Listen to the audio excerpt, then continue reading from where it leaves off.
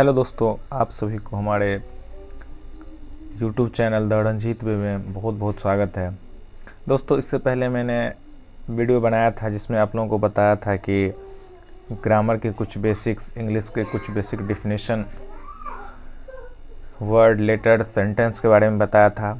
तो आज मैं आप लोगों को आगे बताऊंगा कि इससे आगे इनके कौन कौन से पार्ट हैं, कितने प्रकार के सेंटेंस है। तो मैं आज आप लोगों को बताने जा रहा हूं। तो आप लोग कृपया, आप लोग नए हैं तो हमारे चैनल को सब्सक्राइब करें, लाइक करें और शेयर करें, और वीडियो के अंत तक बने रहें, तभी आप लोग समझ पाएंगे कि कितने प्रकार के सेंटेंस हैं और कौन कौन से हैं। तो दोस्तों चलिए आपको बताते हैं। दोस्तों सबसे पहले हम लोग चलते हैं कि how many are there parts of sentence. वाक्य के कौन कौन से भाग होते हैं, वाक्य के कौन कौन से भाग होते हैं दोस्तों। तो वही आज मैं आप लोगों को बताऊंगा कि वाक्य के कौन कौन से भाग होते हैं।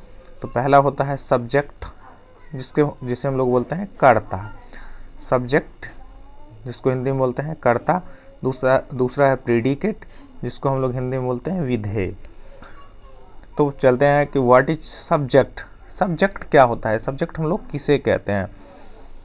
इसका आंसर होगा कि हु डज समथिंग और about whom we talk something is called a subject. यानी कि जिसके बारे में कहा जाए या जिसके बारे में हम लोग बात करें, जिसमें ये जो है डायरेक्ट इन्वॉल्व होता है। कर्ता जो होता है वो डायरेक्ट इन्वॉल्व होता है, यानी कि जिसके बारे में हम लोग बात करते हैं या जिसके बारे में हम लोग कहते हैं, उसे हम लोग सब्जेक्ट कर्ता कहते हैं। फिर हम लोग बात करेंगे कि प्रीडिकेट किसे कहते हैं। प्रीडिकेट विधेय किसे कहते हैं। What is the done by the subject और what is the said of the subject is called predicate. दोस्तों, कर्ता के द्वारा जो भी कार्य किया जाता है या फिर कर्ता के द्वारा जो भी कहा जाता है, उसे हम लोग प्रीडिकेट कहते हैं। एग्जाम्पल के तौर पे जैसे हम लोग बोलते हैं कि आई टीच यू, तो इसमें कर्ता हो गया आई, यानी कि मैं आप लोगों को पढ़ाता हूँ। तो आई जो हो गया वो सब्जेक्ट हो गया, और टीच यू जो हो गया वो प्रीडिकेट हो गया। यानी कि इसको भी हम लोग बोलते हैं विधेय का विचार। जैसे दूसरा एग्जाम्पल हम लोग देखते हैं, you are good student. You are good student, तो यू जो हो गया वो सब्जेक्ट हो गया, और गुड स्टूडेंट जो हो गया वो प्रीडिकेट हो गया। दोस्तों फिर हम लोग चलते हैं कि how many are there kinds of sentence. वाक्य कितने प्रकार के होते हैं। There are 5 kinds of sentence. पहला है असर्टिव सेंटेंस, दूसरा है इंटेरोगेटिव सेंटेंस, तीसरा है इंपेरेटिव सेंटेंस, चौथा है ऑप्टेटिव सेंटेंस, और पांचवा है एक्सक्लेमेटरी सेंटेंस। दोस्तों असर्टिव सेंटेंस को हम लोग हिंदी में बोलते हैं स्वीकृतात्मक वाक्य, इंटेरोगेटिव सेंटेंस को हम लोग बोलते हैं प्रश्नवाचक वाक्य, इंपेरेटिव सेंटेंस को हम लोग बोलते हैं आज्ञाबोधक वाक्य, और एक्सक्लेमेटरी सेंटेंस को हम लोग बोलते हैं विस्मयादि बोधक वाक्य। दोस्तों सबसे पहले हम लोग चलते हैं कि what is an assertive sentence. स्वीकारात्मक वाक्य किसे कहते हैं। A sentence through which a general statement is made is called an assertive sentence. आम तौर पे हम सीधे सीधे भाषा में बोले तो सीधे सीधे वाक्य को हम लोग असर्टिव सेंटेंस कहते हैं। सीधे सीधे वाक्य को हम लोग असर्टिव सेंटेंस कहते हैं। जैसे वी शैल लर्न इंग्लिश, हम लोग अंग्रेजी सीखेंगे। आई शांट बी अ डॉक्टर, मैं एक डॉक्टर नहीं बनूंगा। तो दोस्तों आप लोगों ने समझ लिया कि असर्टिव सेंटेंस किसे कहते हैं। अब हम लोग देखेंगे कि how many are there kinds of assertive sentence. Assertive sentence कितने प्रकार के होते हैं। तो दोस्तों there are 2 kinds of assertive sentence. Assertive sentence 2 प्रकार के होते हैं। पहला होता है अफर्मेटिव सेंटेंस, जिसे हम लोग हिंदी में बोलते हैं सकारात्मक वाक्य, और दूसरा होता है निगेटिव सेंटेंस, जिसे हम लोग नकारात्मक वाक्य के नाम से जानते हैं। दोस्तों तो अफर्मेटिव सेंटेंस किसे कहते हैं। What is affirmative sentence. A sentence that expresses positive sense is called an affirmative sentence. Example, you are active, Ram speaks English. दोस्तों वह वाक्य जो हमें पॉजिटिव सेंस देता हो उसे हम लोग अफर्मेटिव सेंटेंस कहते हैं।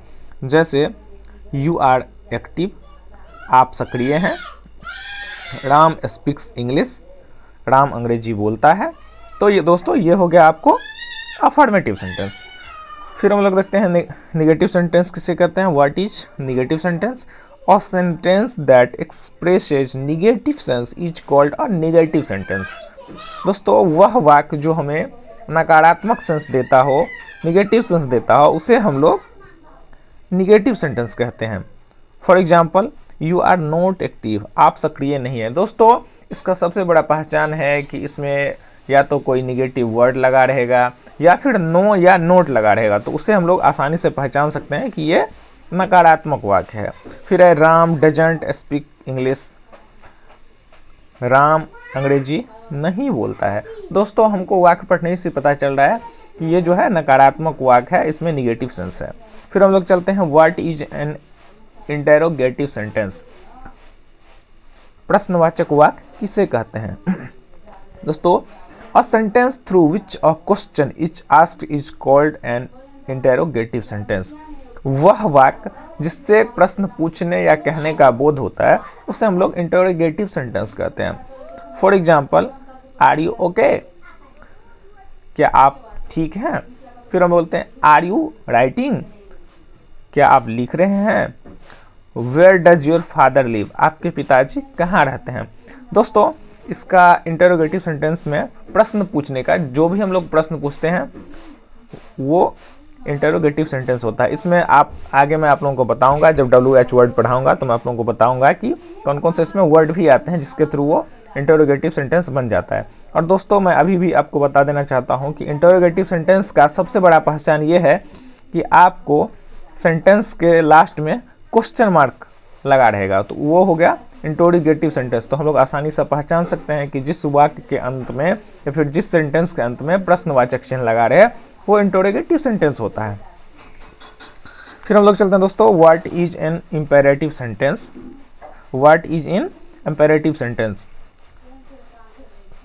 आज्ञाबोधक वाक्य किसे कहते हैं? A sentence that expresses a command, provision, suggestion and request is called an imperative sentence. दोस्तों वह वाक्य जिस वाक्य से हम लोग आज्ञा, सलाह या फिर रिक्वेस्ट करते हैं वह इंपेरेटिव सेंटेंस कहलाता है।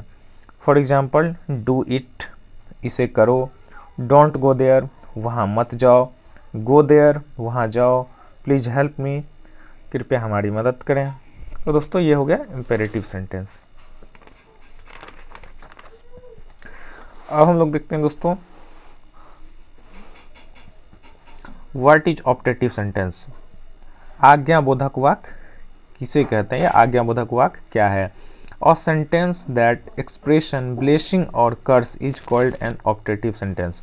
वह वाक्य जिससे आशीर्वाद और श्राप का बोध होता है उसे हम लोग ऑप्टेटिव सेंटेंस कहते हैं। For example, may God give you everything, भगवान तुम्हें हर कुछ दे। तो ये हो गया कि हम किसी को ब्लेसिंग दे रहा हूँ कि भगवान आपको हर कुछ दे, भगवान आपको तरक्की दे, भगवान आपको धन दे, दौलत दे। फिर है may the dishonest go to hell, बेईमान लोग नरक में जाओ। मतलब ये है कि आप किसी को श्राप दे रहे हैं, कि कर्ज दे रहे हैं कि वो अच्छा आदमी नहीं है, बेईमान आदमी है, इसलिए आप नरक में जाओ। फिर है मे यू लिव लॉन्ग, आपकी उम्र लंबी हो, यानी कि आप ब्लेसिंग दे रहे हैं कि आपकी उम्र लंबी हो। दोस्तों आप लोग समझ गए। फिर है व्हाट इज एक्सक्लेमेटरी सेंटेंस। विस्मयादि बोधक वाक्य किसे कहते हैं या फिर विस्मयादि बोधक वाक्य क्या है? दोनों एक ही चीज है। तो अ sentence that expresses strong feeling is called N exclamatory sentence.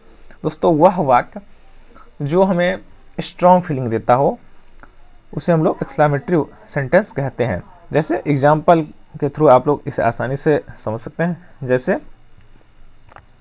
5 you have failed, छी छी, पुनः तुम असफल हो गए हो।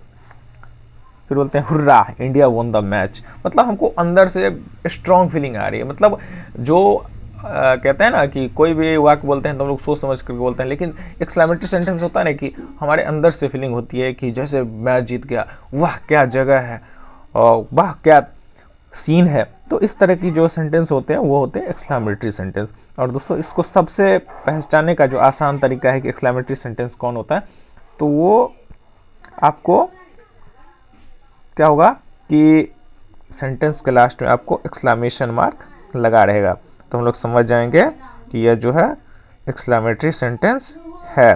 तो दोस्तों यदि आप लोगों को यह वीडियो अच्छा लगा हो तो कृपया हमारे चैनल द रंजीत वे को लाइक, सब्सक्राइब और शेयर करें, और बेल आइकन को दबाना ना भूलें, जिससे आपको अगला वीडियो की नोटिफिकेशन तुरंत आ जाएगी। और आप लोग फिर हम लोग मिलेंगे अगले नेक्स्ट वीडियो में।